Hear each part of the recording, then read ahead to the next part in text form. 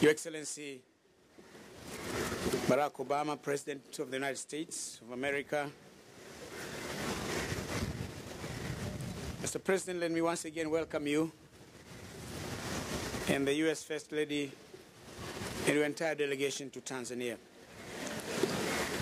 I thank you, Mr. President, for accepting my invitation to visit Tanzania. The people of Tanzania love you.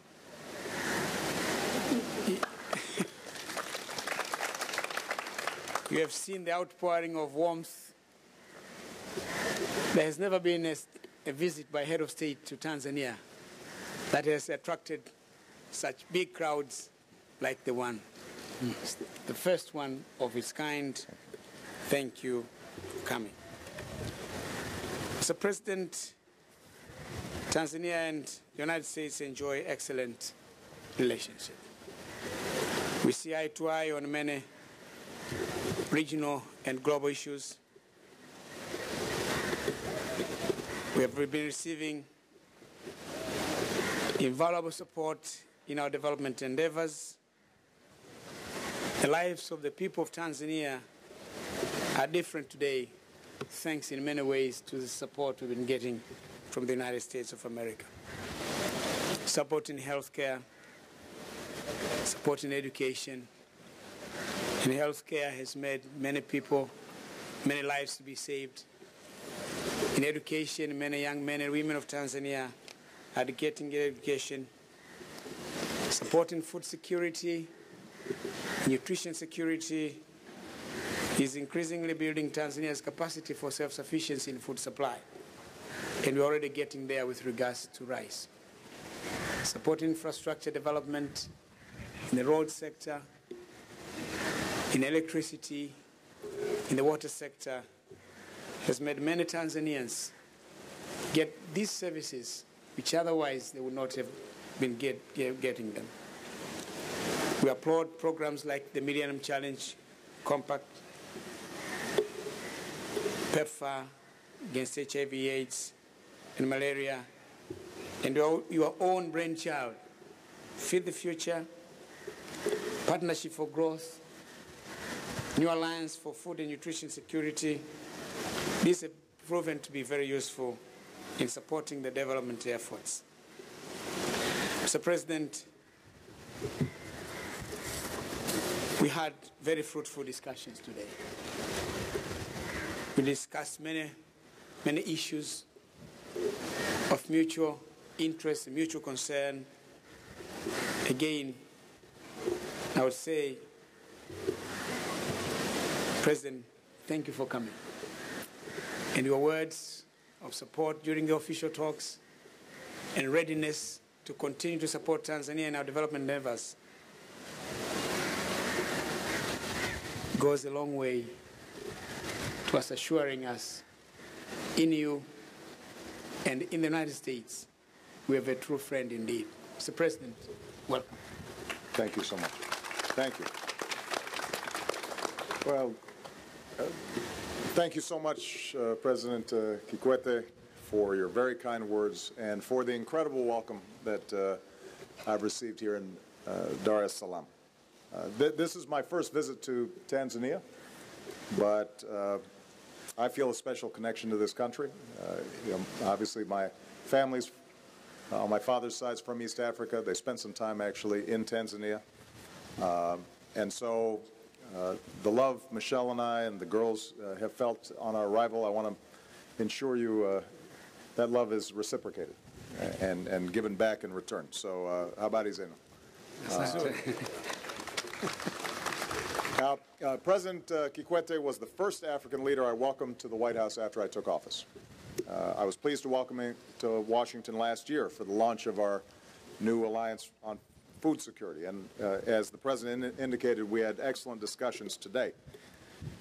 Our visits and work together reflect the long relationship between our countries and our shared commitment to the development and the dignity of the people of Tanzania.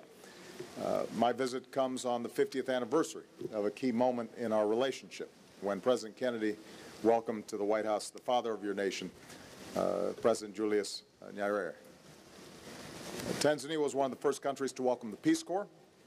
That spirit of friendship continues. Tanzania is a close partner, as the President indicated, on almost all our major development initiatives, and this reflects our confidence in the people of Tanzania, that with the right steps, Tanzania has the potential to unlock new economic growth, not only in this country, but all across East Africa. For example, Tanzanians continue to work to strengthen their democracy. Parliament, opposition groups, civil society groups, and journalists are all doing their part to advance the good governance and transparency upon which democracy and prosperity depend. And I want to commend President Kikwete on your reform efforts to strengthen institutions, improve the delivery of basic services, and make government more responsive to the Tanzanian people. And I also want to salute you and President Shein of Zanzibar and the Tanzanian people for embarking on a vital constitutional process that will determine the future of this nation and its democracy. President Kikwete and I agreed to keep tackling the hurdles of greater economic growth, starting with the sector where the vast majority of Tanzanians work, and that's in the agricultural sector. As has been mentioned, our Feed the Future program has allowed us to work together to help more than 14,000 farmers here to better manage their crops and increase their yields by almost 50%. That means higher incomes and a ladder for families and communities to greater prosperity, and we're very proud of the work we've done with the Tanzanian government. We discussed the importance of creating opportunities for Tanzanian youth, and I'm hopeful that young men and women here will apply for the new Fellows program that I've announced this week, so that we can partner with them as we seek new ways to serve working with young people, their communities, and to help them start new companies and create new jobs. I want to congratulate Tanzania on nearing completion of the largest Millennium Challenge compact in the world, which has benefited millions of Tanzanians with new roads and improved access to water and electricity. And Tanzania is also one of the first 4 countries selected for our Partnership for Growth and its investments in key areas, new and improved roads, reforms to the energy sector that can help lift people out of poverty and unlock economic growth. And I'm also pleased that Tanzania is going to be one of the first participants in the new effort that I announced yesterday, Power Africa, with its goal of doubling access to electricity. This will mean more reliable and affordable electricity for more Tanzanians, and it's something that we want to spread all across the continent. Later today, I'll be announcing another initiative to improve trade with and within Africa, starting here with the East African community. On health, we're going to continue our efforts, which are saving lives. Here in Tanzania, we're working together. We've seen dramatic decreases in malaria and child deaths, in part because of the support that we've been able to provide. Fewer people are being infected with HIV. More people are being treated. We're reaching more than 1.2 million Tanzanians with care and support through PEPFAR, including more than 500,000 vulnerable children and orphans. So we're going to keep up that fight. Regionally, I thanked President Kikwete for Tanzania's contribution to security, including its peacekeepers in Darfur and the Congo. On the Congo, we agreed that all parties need to implement their commitments under the Framework for Peace, that armed groups need to lay down their arms, and human rights abusers need to be held accountable. And I very much want to commend President Kikwete as well for the leadership role that he's played in the Southern African development community on the issue of Zimbabwe. We agree that the threats and intimidation of citizens are unacceptable and must stop, and that further reforms are needed to create the conditions for free, fair, and credible elections that will put Zimbabwe on a path of success and prosperity. And finally, we discussed an issue that's inseparable from Africa's identity and prosperity, and that's its wildlife. Tourists from around the world, including the United States, come here, especially to Tanzania, to experience its natural beauty and its national parks, and that's obviously an important part of the economy of this country. But poaching and trafficking is threatening Africa's wildlife. So today I issued a new executive order to better organize U.S. government efforts in this fight so that we can cooperate further with the Tanzanian government and others. And this includes additional millions of dollars to help countries across the region build their capacity to meet this challenge, because the entire world has a stake in making sure that we preserve Africa's beauty for future generations. So, again, Mr. President, thank you so much for your leadership and for your commitment to the partnership between our two nations. We've covered a lot of ground today. One last point I need to make, and that is the President and I are both basketball fans.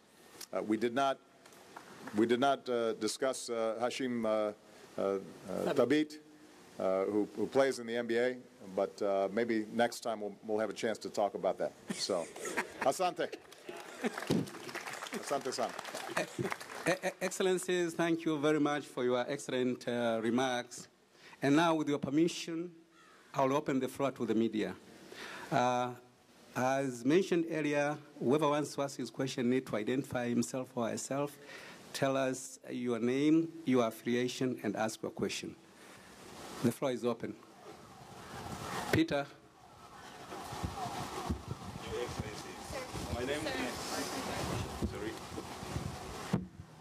my name is Peter Ambilikile from Jambo Leo newspaper. My question is from both of you, starting with President Obama. President Obama, are you satisfied with the aid that your country provides to Tanzania, especially the MCC? Second question goes to President Kikwete.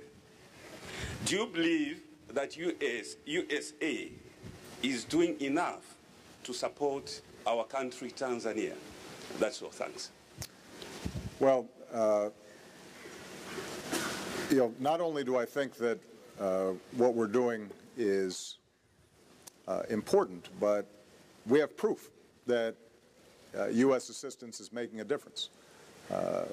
Because of our programs, you've reduced incidence of malaria. Because of our programs, you've reduced child and infant mortality. Because of our programs, there are roads that are being built here. Farmers are seeing crops with better yields and are better able to get them to market because of new roads. The MCC, I think, has been so successful here in Tanzania that Phase 1 is near completion, and I know that Tanzania is going to be eligible for applying for Phase 2. When it comes to Power Africa, the new program that I'm announcing, I think there's enormous potential here in Tanzania to start getting electricity out into villages and rural areas, more reliable service that can then power manufacturing, power new businesses, which creates more jobs, creates more demand, and we can do it using clean energy and not just some of the traditional sources.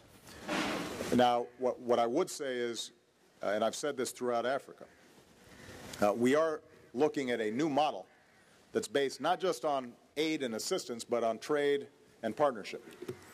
And increasingly what we want to do is use whatever monies that we're providing to build capacity.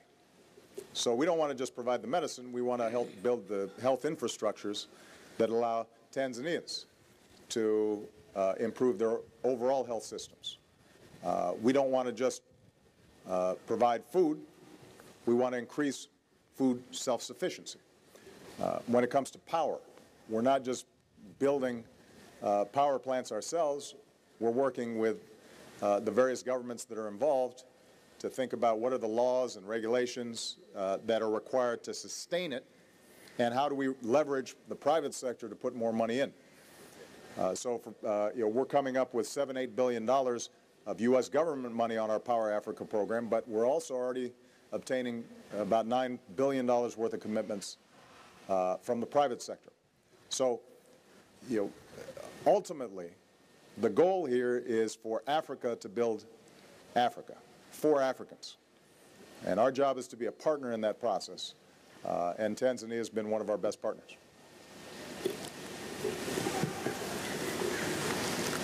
I think the issue of satisfied with MCC should have been asked me.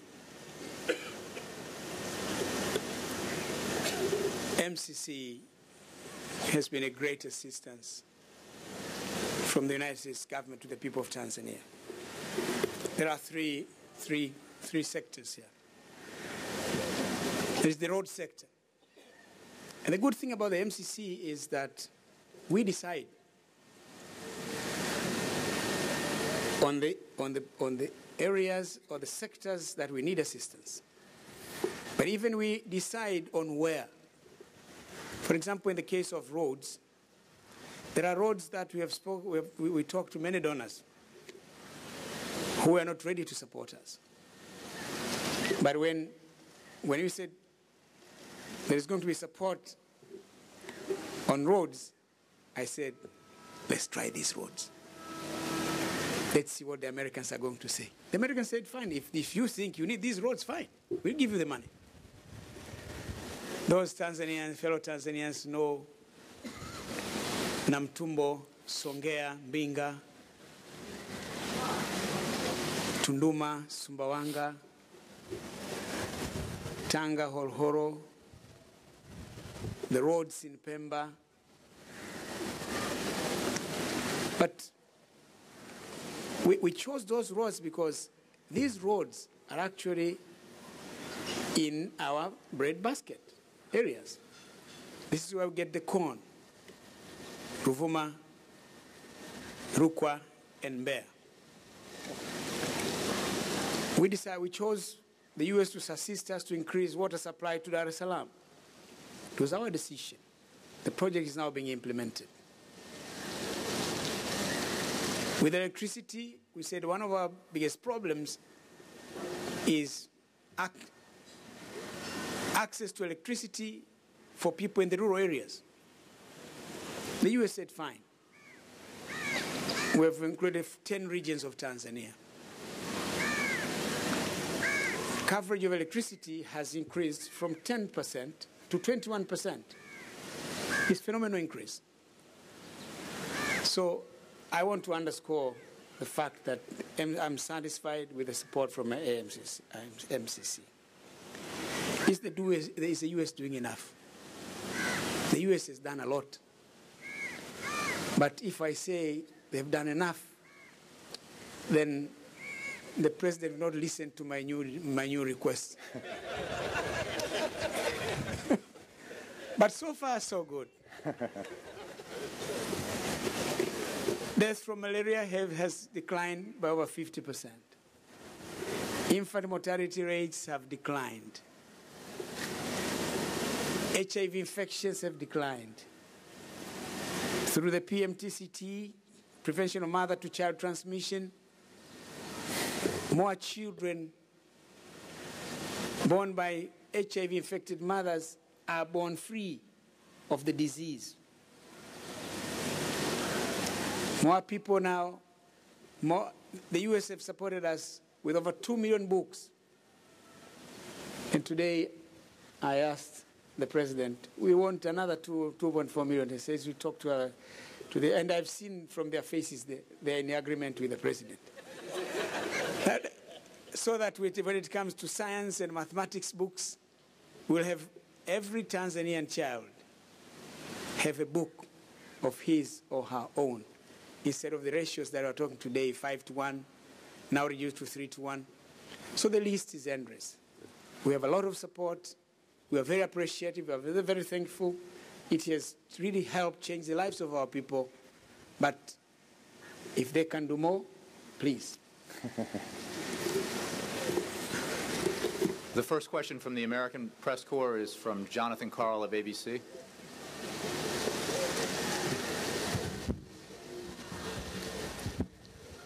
Mr. President, President Kikwete, thank you very much. Mr. President, the scenes in Egypt suggest that Mohammed Morsi and his Muslim Brotherhood government have lost the support of the Egyptian people. When we saw similar protests against Mubarak, you called on Mubarak to step down. By all accounts, these protests are even bigger. So my question is it time for Morsi to go? And does any of this cause you to reconsider the hundreds of millions of dollars, even billions of dollars in aid the United States gives Morsi's government? And President Kikwete, if I can ask you, actually both of you, to comment on the significance of President Obama's trip here to Africa and the fact that tomorrow we will see, in what I believe is a first, 2 U.S. presidents, President Bush and President Obama, together in a public appearance here in Tanzania. Obviously, we're all concerned about what's happening in Egypt, and we've been monitoring it very closely. Our commitment to Egypt has never been around any particular individual or party. Our commitment has been to a process. And when I took a position that it was time for Egypt to transition, it was based on the fact that Egypt had not had democratic government for decades, if ever. And that's what the people were calling for. They went through an election process that, by all accounts, were legitimate. And Mr. Morsi was elected. And the U.S. government's attitude has been we would deal with a democratically elected government. What we've also said is that democracy is not just about elections. It's also about how are you working with an opposition? How do you treat dissenting voices? How do you treat minority groups?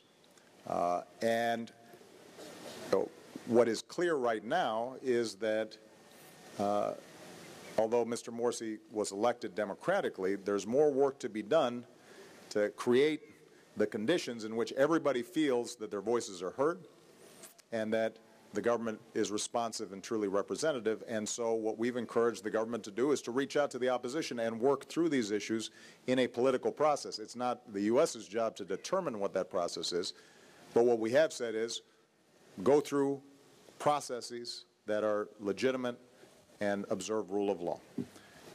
Now, obviously, we've been watching these big protests. Our number one priority has been making sure that our embassies and consulates are protected. Number two, what we've consistently insisted on is that all parties involved, whether it's members of Mr. Morsi's party or the opposition, that they remain peaceful. And although we have not seen the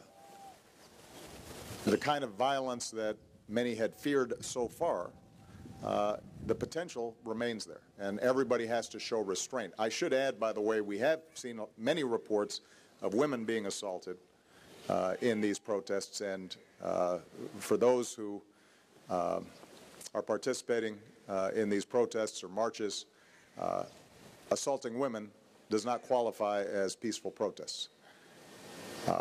So we're going to continue to work with all parties inside of Egypt to try to channel this through legal, legitimate processes.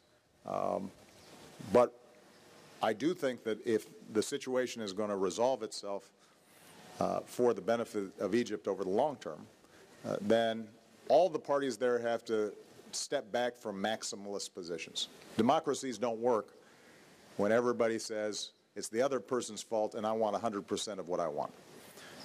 And you know, the good thing about the United States and other mature democracies is you work through processes that force compromise, and those get institutionalized. But look, you know, we've had 200+ years of practice at it. This is still new in Egypt, and so they're going to have to work through these things. The key is making sure that they don't work through them in a violent fashion. But our position's always been, it's not our job to choose who Egypt's leaders are. We do want to make sure that all the voices are heard, and it's done in a peaceful way. I know you directed the question to President Kikwete about my appearance with President Bush tomorrow, and I know the First Lady is going to be seeing Laura Bush. I think this is just another opportunity for me to reiterate what I said in South Africa yesterday when we were at an HIV/AIDS clinic that has saved lives because of the U.S. PEPFAR program that President Bush started. I think this is one of his crowning achievements because of the commitment of the Bush administration and the American people. Millions of people's lives have been saved. Antiretroviral drugs have been made available to people who didn't have them before, and they, even if they were infected with the disease, could look forward to a decent life. Children have been able to avoid infection because of that work, and we've continued that work, and we are going to continue that work. One thing I do think is worth mentioning is that there's been some suggestion that somehow we've reduced our commitment there. The fact of the matter is that we are serving 4 times the number of people today than we were when PEPFAR first began. But because we've gotten better at it and more efficient at it, we're doing it at reduced costs. And then we're not taking that money out of global health. What we're doing is we're putting it back into things like tuberculosis and malaria alleviation, which is making sure that more people's lives are saved, because HIV/AIDS is not the only disease that is affecting people here in Africa.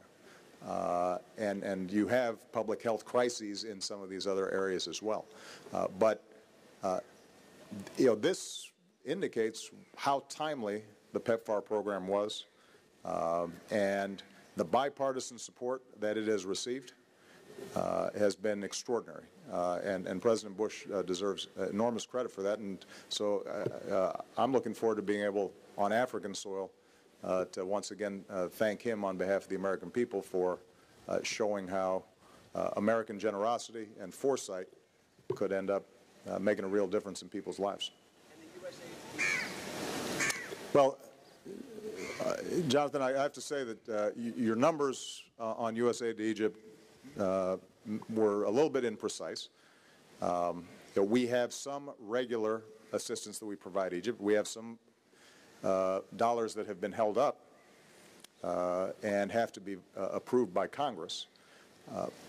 But the way we make decisions about assistance to Egypt is based on, are they in fact following rule of law and democratic procedures? And we don't make those decisions just by counting the number of heads in a protest march, but we do make decisions based on whether or not a government is listening to the opposition, maintaining a free press, maintaining freedom of assembly, not using violence or intimidation, conducting fair and free elections. And those are the kinds of things that we're examining, and we press the Egyptian government very hard on those issues.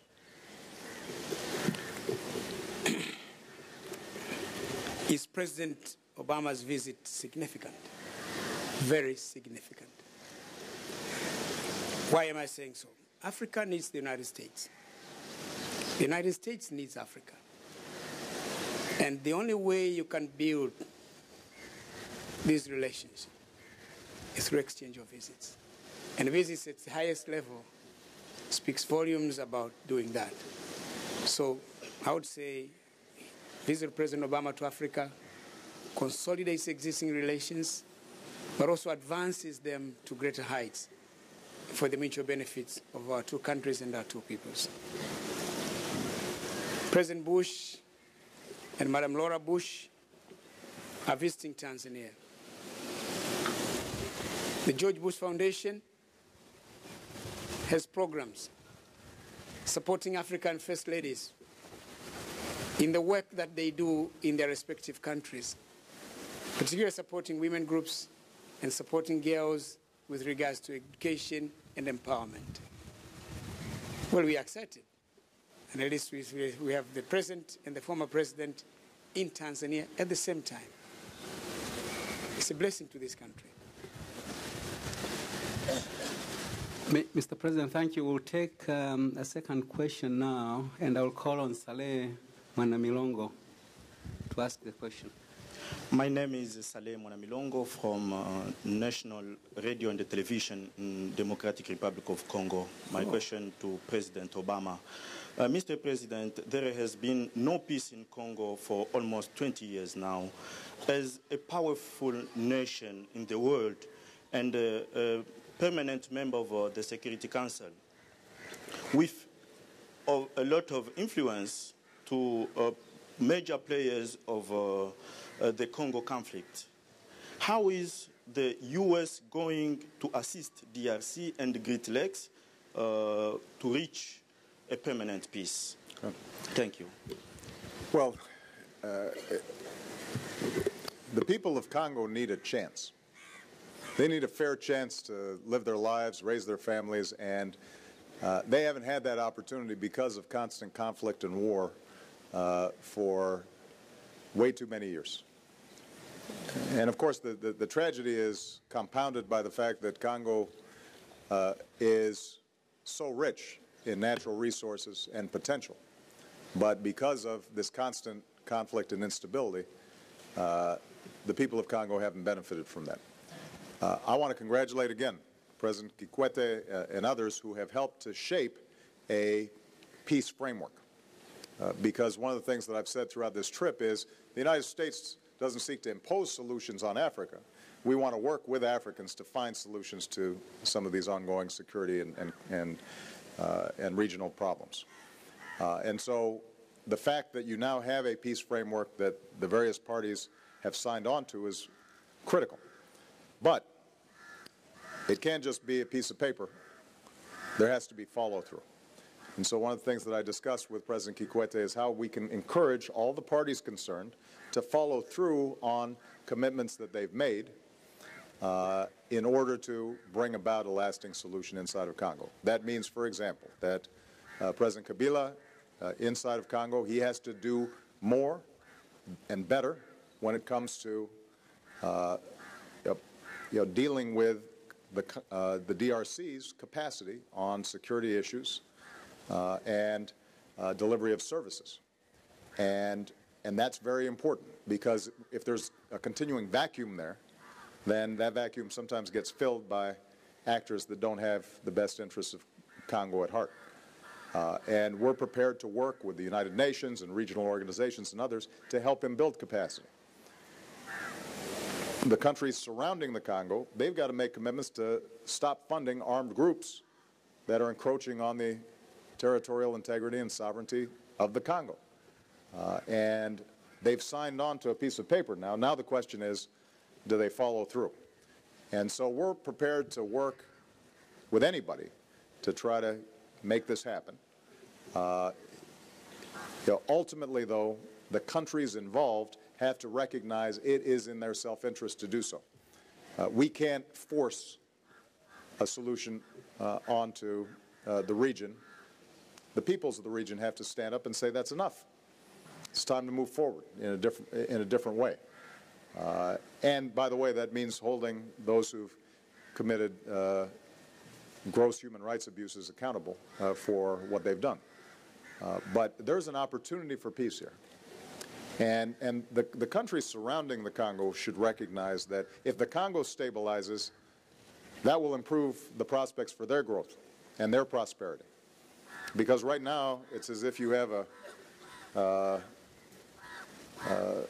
millstone around your neck. If you have one of the biggest countries in terms of geography in all of Africa, with all these natural resources, but it's constantly a problem as opposed to being part of the solution, everybody suffers. Tanzania should be doing more trade with the DRC. Rwanda should be doing more trade and commerce with the DRC. One of the things we're talking about is how do we get more inter-Africa trade? Because if countries like Tanzania are going to improve their economic position in the globe, the first thing they have to do is to make sure they can trade with each other more effectively. Right now in Africa, this is true not just in Tanzania, but in Kenya and Uganda and other places, it's easier to send flowers or coffee to Europe than it is to send it across the way. And that means that fewer businesses are getting started and fewer jobs are being created. So we want to work with the existing international structures like the United Nations, and we're supportive of the brigade that's been shaped and in which Tanzania is making a contribution. But ultimately, it's going to be the African countries themselves that have to follow up on the commitments that they've already made. Hold on a second. Yeah. So I think the American Press Corps has the next question. It goes to Kristen Welker of NBC News. President Obama, President Kikwete, thank you very much. President Obama, the first question goes to you, and I want to get your reaction to a breaking news alert that just came in a few minutes ago. According to Reuters, a senior Russian security official says that you and President Putin have asked the FBI and FSB to seek a solution on Snowden. So can you confirm that report? Also, the latest leaks by Edward Snowden suggest that the United States has been monitoring the phone and email records of its allies in the EU. So is the United States spying on its European allies? Also, France and other countries are demanding an explanation, with France saying that free trade talks could be threatened. So how can you reassure your allies to make sure that free trade talks aren't threatened and that your relations abroad are not damaged? And what will the federal response be to the 19 firefighters who were killed in Arizona? Thank you. And to President Kikwete, did you discuss with President Obama the Tanzanian diplomat who was stationed in Washington, D.C. and fined $1 million for holding a woman against her will as a domestic servant? Is this person still an advisor to you? And does this issue in any way undercut your ability to fight human trafficking in your great country? Thank you to both of you. Well, I can confirm, because I said so, I think, at the beginning of this trip, in one of the first questions that was asked, that we have gone through regular law enforcement channels in enforcing the extradition requests that we've made with respect to Mr. Snowden. And that's been true with all the countries that have been involved, including Russia. And so there have been high-level discussions with the Russians about trying to find a solution to the problem. We don't have an extradition treaty with Russia. On the other hand, Mr. Snowden, we understand, has traveled there without a valid passport, without legal papers, and we are hopeful that the Russian government makes decisions based on the normal procedures regarding international travel and the normal interactions that law enforcement have. So I can confirm that. With respect to the latest article that in part, I gather, is prompted by Mr. Snowden's leaks, we're still evaluating the article because the problem is that these things come out in dribs and drabs. We don't know necessarily what they're what programs they're referring to. We don't know how they're sourced. And so what I've said is to my team, take a look at this article, figure out what they may or may not be talking about, and then what we'll do is we'll communicate to our allies appropriately. But I'll make some general points. So I'm not going to comment on any particular allegation, but I'll make a couple of general points. Number one, the Europeans are some of the closest allies that we have in the world, and we work with them on everything, and we share intelligence constantly, and our primary concerns are the various security threats that may have an impact on both our countries. The initial two programs that were of concern as a consequence of the Snowden leak had to do with a very particular issue, and that is, were we going around snooping and reading people's emails and listening to people's phone calls, whether that was in the United States or in Europe. And I responded to that when I was in Europe, in Germany, explaining that one program had to do with telephone numbers that were exchanged without content. The other was very narrowly tailored to deal with threats like terrorism, proliferation, and that all of this was done legally and under the supervision of the FISA court. So that's one set of issues. Now there's a second set of issues that this article seems to be raising, and that is how our intelligence services operate generally around the world. I think we should stipulate that every intelligence service, not just ours, but every European intelligence service, every Asian intelligence service, wherever there's an intelligence service, here's one thing that they're going to be doing. They're going to be trying to understand the world better and what's going on in world capitals around the world from sources that aren't available through the New York Times or NBC News. that they're seeking additional insight beyond what's available through open sources. If that weren't the case, then there'd be no use for an intelligence service. I guarantee you that in European capitals, there are people who are interested in, if not what I had for breakfast, at least what my talking points might be, should I end up meeting with their leaders. That's how intelligence services operate. So I don't know what is precisely in this article. I've asked my team and the NSA to evaluate everything that's being claimed. When we have an answer, we will make sure to provide all the information that our allies want in what exactly the allegations have been. But I can, here's one last thing I'll say. I'm the end user of this kind of intelligence. And if I want to know what Chancellor Merkel is thinking, I will call Chancellor Merkel. If I want to know what President Hollande is thinking on a particular issue, I'll call President Hollande. And if I want to know what David Cameron's thinking, I call David Cameron.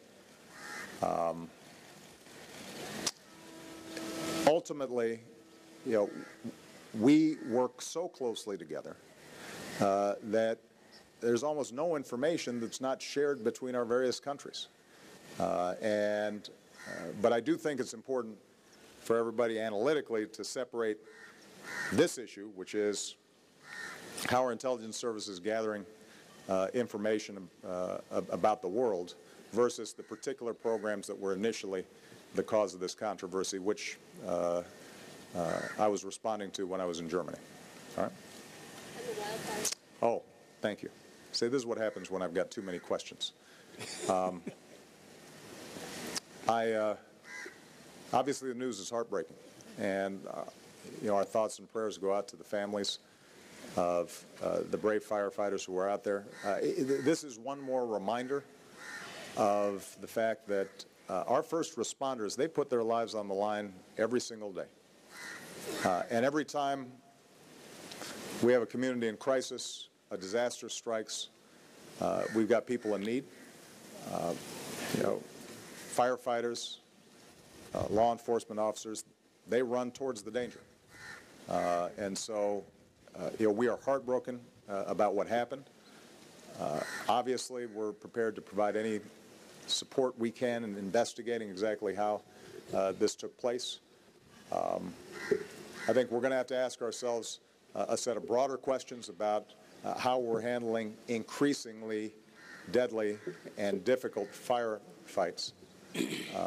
Wildfires have been continually escalating at higher and higher cost and putting more and more pressure not only on the federal fire services but also on state and local fire services, and we're going to have to think about what more we can do on that front. But for now, I think what we're most concerned about is how painful these losses are. The question that was directed to me, yeah, I'm aware of a situation in Washington that involved one of our diplomats who later we recalled.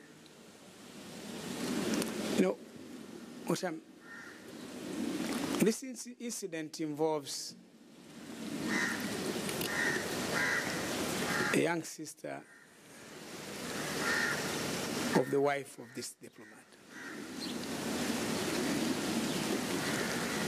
They took her with them to help her get education and support her make it in life. And then I think there was a conflict within the family, and then this young lady accused the brother-in-law and the sister of using her for cheap labor. The court decided on a $1 million fine, an amount which, for a Tanzanian, there is no way that he can afford to pay. Because even the president, we're here, the president, when I retire, my retirement benefits cannot pay that because we get far less. Then I think there was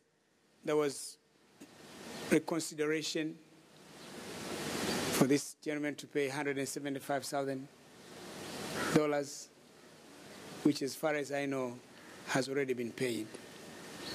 So that matter has been put to rest.